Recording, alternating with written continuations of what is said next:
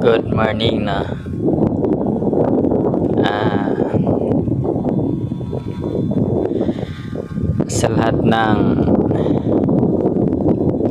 naghihingi sa akin ng tulong, pasensya na kayo kasi alam nyo naman na pag dito lang tayo sa Pinas,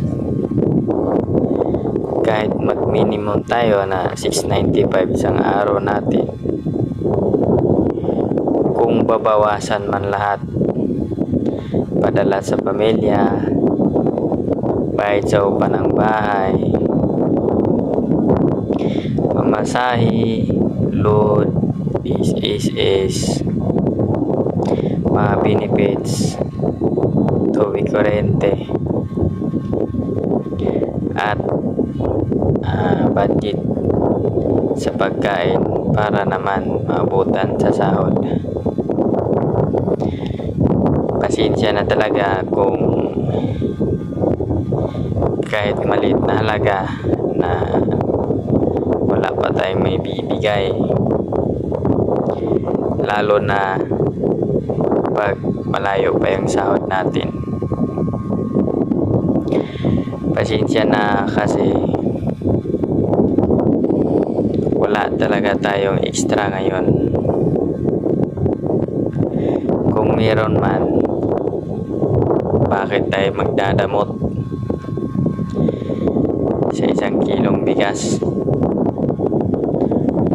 para lang makakain kayo? Siyempre masakit sa tiyan, magutom, pero pasensya na talaga. Kung magkakaroon man ako ng extra, lalo na sa parating na sahod ko,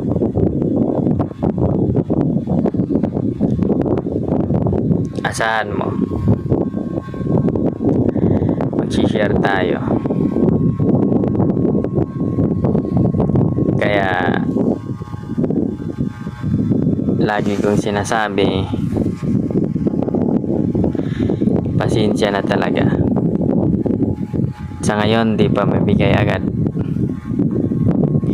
kasi naghihintay pa ng biyaya.